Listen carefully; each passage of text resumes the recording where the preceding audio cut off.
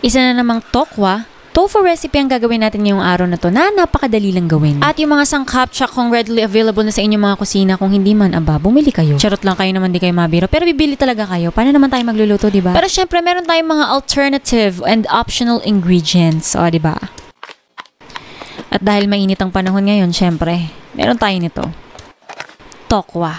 Kala nyo kung ano, Comment down below kung nabiktima ka na rin ba nito. Ayun na nga, kumuha lang ako ng tissue para tuyuin mabuti itong aking mga tokwa. Tinutuyo kong mabuti una para maiwasan ang pagdalansik kapag prinito na. Pangalawa, para ma-absorb mabuti yung mga marinade, yung mga herbs and spices na ilalagay natin mamaya. Next, naglagay lang ako ng mga pampalasa, asin at paminta, at kung meron kayo ng mga paborito nyong herbs and spices, pwede kayong maglagay. Dahil meron ako nito, naglagay ako ng Cajun seasoning. Again, optional lang to guys. Kung wala, pwedeng asin at paminta lang. Nilamas-lamas ko na nga yung mga tokwa ko bago palamasin ng iba, pero dahan-dahan lang kasi baka madurog. Naglagay na nga ako ng mantika, pangalawang gamit na yan, sinala lang namin. Tipid-tipid din pag may time. O sa mga basher dyan, kung gusto nyo bagong mantika, gumamit kayo, go!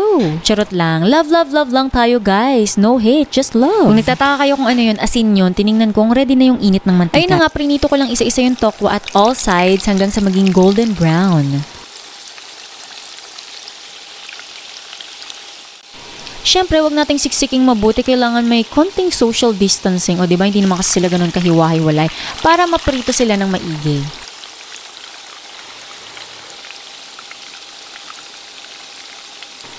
Siyempre, ihabol natin yung nag-iisang tokwa. O diba, social, solo flight. Parang ikaw. Don't worry, balang araw, darating din yung makakasama mo habang buhay. Ay, pray lang besh, kaapit lang. Tinabi ko na nga yung tokwa pagkaprito pero aaminin ko kumain ako ng isa. Gutom na kasi ako bakit ba? Ito na nga, nagbukas na ako ng isang lata ng meatloaf. Binukas ko lang yung top and bottom. Kayo, paano kayo mag-open ng inyong meatloaf? Comment down below.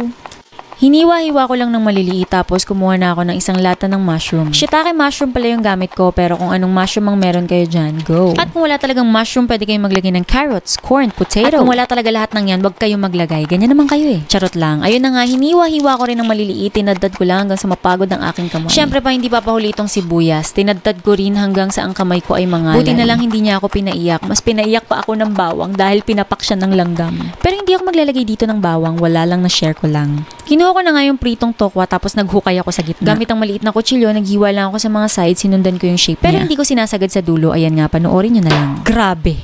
Nagugulat talaga yun. Sobrang satisfying. Kung alam ko lang na ganito siya ka-satisfying, sana hindi ko na lang pinapak yung isa. Ikaw, anong ulam or inulam mo today at taga saan ka? Comment down below. O nag-thank you ka ba sa nanay or tatay mo na pinagluto ka? At syempre kung ikaw nagluto sa sarili mo, edi sabihin mo salamat self.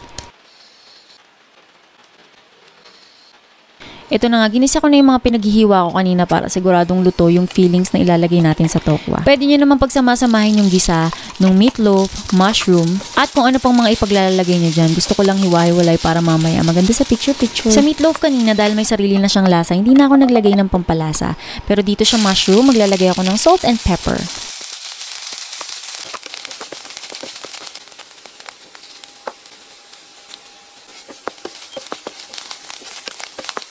Isasama din natin yung mga pinagtabasan ng tokwa. Nilagyan ko lang din ng konting pampalasa, salt, pepper, and konting sugar pampabalance ng lasa. Kung ayaw ng sugar, nagrereklamo kayo matamis daw, kahit ang konti lang naman ang nilagay ko, huwag kayo maglagay. Madali naman tayong kausap.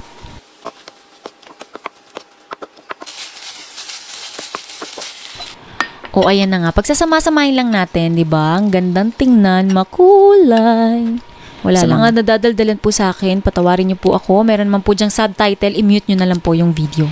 Minsan kasi tumahimik ako, na-miss daw nila ako. Ayun po, nagbabalik tayo. Naglagay nga din ako ng isang itlog. Ang itlog na napaka-importante sa ating buhay. Comment down below ilan ang itlog nyo ngayon sa ref. Uy, nagbilang. Naglagay lang ako ng pampalasa tsaka ng harina tapos hinalo kong mabuti at inilagay ko na nga siya dun sa loob ng tokwa. Next, ipiprito natin yan dun sa ginamit nating mantika kanina. Huwag tayo maaksaya. Siyempre, ibaliktad nyo kung saan merong fillings. Pero diba hindi ko nabaliktad? Ayan, binaliktad ko na. Huwag kayong ano. Tinakpan ko din para siguradong maluto yung loob. At meron tayong bonus recipe. Tuturuan ko kayo nitong napakasimple lang na sauce. Sweet soy sauce or parang ketchup manis, kung ano man ang tawag dyan. Napakadali lang gawin at simple lang yung mga sangkap. Pinagsama-sama ko lang yung soy sauce, sugar, vinegar at tubig. Pagkatapos hinayaan kong kumulo hanggang sa ma-reduce at lumapot yung ating sauce. Pero syempre pa, kung gusto nyo nang kumain at gutom na kayo, pwede namang ketchup or suka na nilagyan ng bawang, sibuyas, kayo na ang bahala.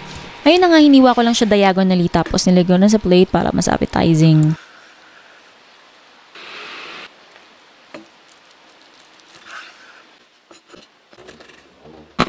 Look at that!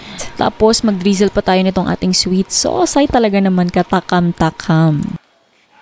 Ito na nga guys ang ating stuffed tofu or pwede din nating tawaging rellenong tokwa. Kaya naman i-try nyo na guys and comment down below kung musta ang inyong experience sa ating stuffed tofu or rellenong tokwa.